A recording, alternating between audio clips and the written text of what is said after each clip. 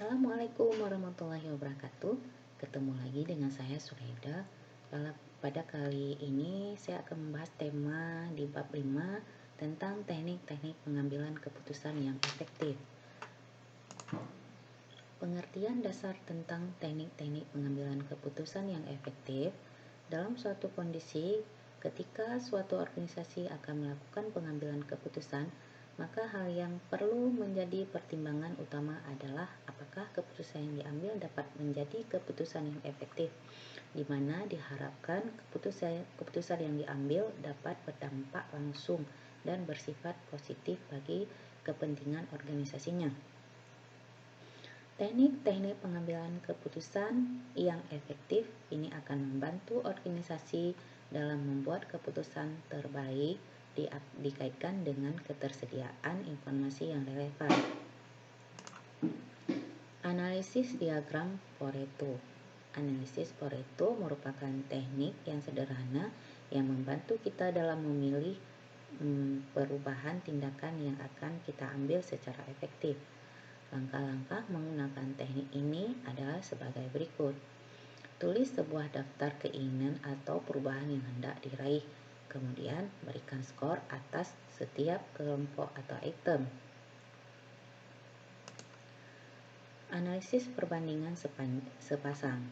Teknik pengambilan keputusan ini membantu kita dalam menerapkan tingkat kepentingan suatu alternatif dibandingkan alternatif lain.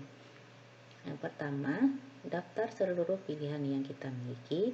Gambarkan tabel pilihan yang terdiri dari baris dan kolom pilihan. Ketiga, penggunaan tabel untuk membandingkan antara suatu pilihan dengan pilihan lain. Yang keempat, untuk setiap perbandingan tentukan mana dari dua perbandingan yang paling penting, kemudian tetapkan nilai untuk menunjukkan tingkat kepentingan. Dan yang terakhir, satukan seluruh hasil dengan menambahkan nilai total untuk setiap pilihan. Analisis jaringan atau grid analysis.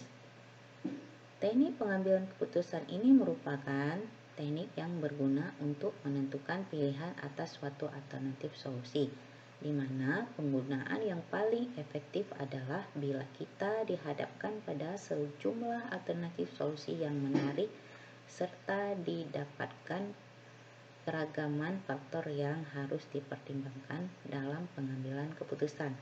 Yang pertama, daftar seluruh pilihan yang kita tetapkan dan seluruh faktor yang kita anggap penting dalam proses pengambilan keputusan.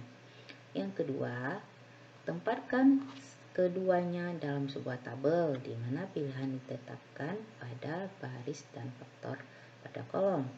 Yang ketiga, tetapkan tingkat kepentingan relatif dan sebuah faktor.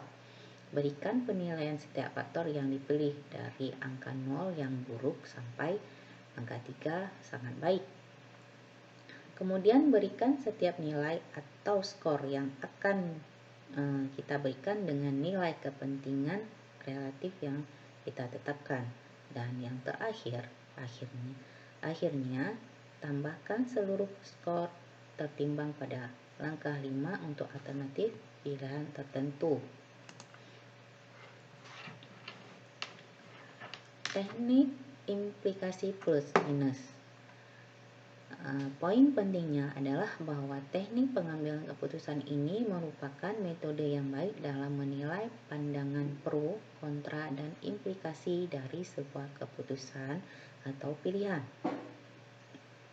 Jika kita memiliki sejumlah tindakan yang akan diambil, PMI atau plus minus implication merupakan teknik yang baik untuk menilai kembali apakah pilihan yang diambil merupakan pilihan yang tepat atau tidak untuk diambil.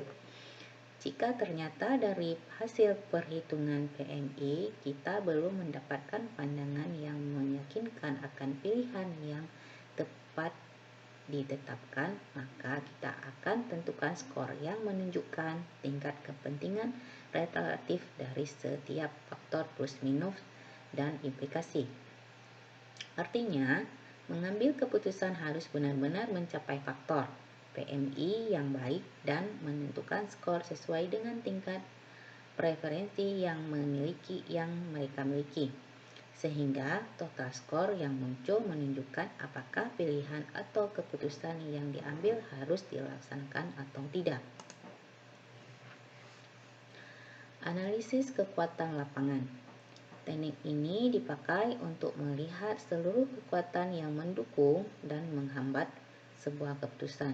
Teknik ini dapat dilakukan sebagai model khusus untuk menimbang pandangan pro dan kontra atas sebuah pilihan.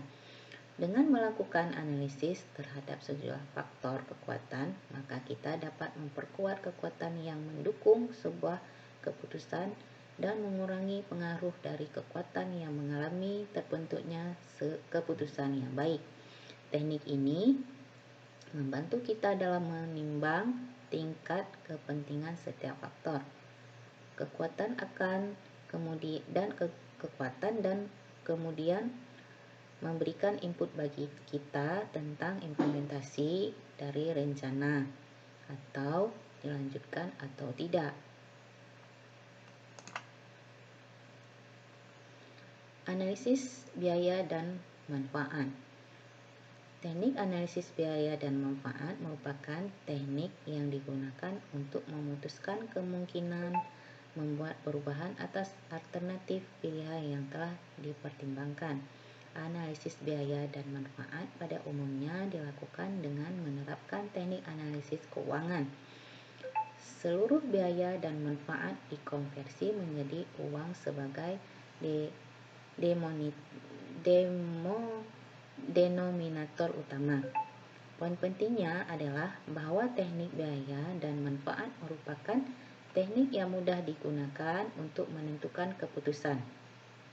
Langkah awal untuk menggunakan teknik ini adalah menentukan biaya apa saja yang akan muncul dan berapa nilai sejumlah biaya. Langkah selanjutnya adalah menentukan sejumlah manfaat ekonomi yang dihasilkan dari suatu tindakan. Sekian presentasi saya pada hari ini. Sekian saya ucapkan. Assalamualaikum warahmatullahi wabarakatuh.